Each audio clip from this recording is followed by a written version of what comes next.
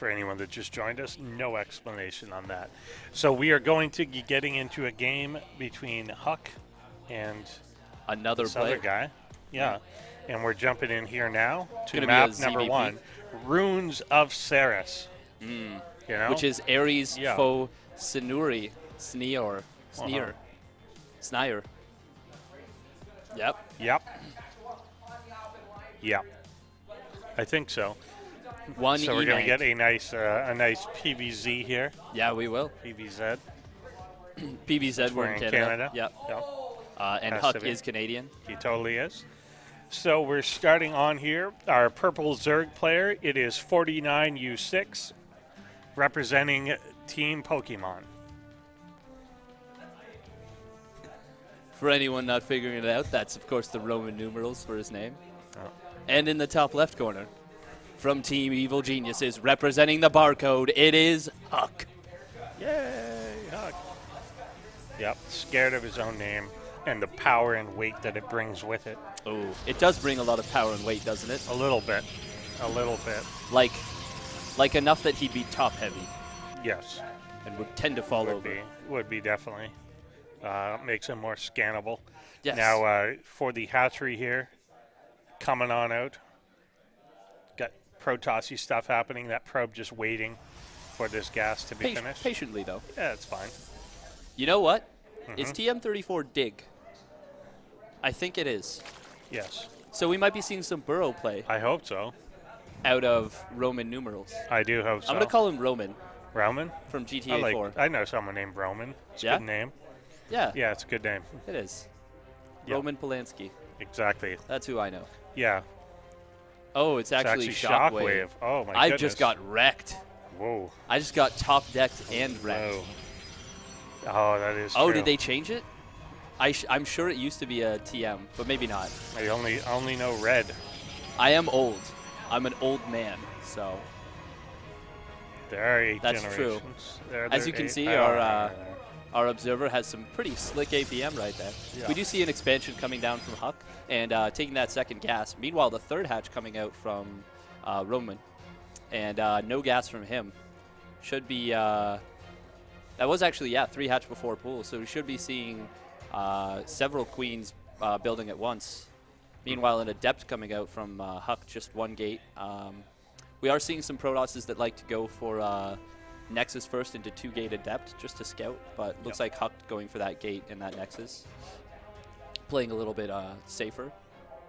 Yeah, definitely. He'll send the probe out on his scouting way, going to the other base. We'll find that one last, but likely will send his adept down in that direction first. Yeah, most likely just to fill in the scouting patterns, which is basically, it saves him the time anyways. You roll. Is building a sentry and 2 more gateways, so just going to be powering up a little bit there. Oh, sees the Overlord, so now I think he's confirmed it. Yeah, shading on in. Yeah. That shade is such a unique, interesting ability. It is. It is quite cool, and yeah, obviously in this case, speeds up. And you can get a lot of scouting done with it as the shade will come in here. Oh, cancels it. Cancels but it out. Does actually get, meanwhile we have something at the front door, does get a single ling for his troubles. 4th gate being added on, as well as this Overlord might lose its life to a sentry. Yeah, it looks like it probably is going to do so. Sentry is just tickling it with those flashlights. Yeah, tickle, tickle, raise. Yeah. Yeah.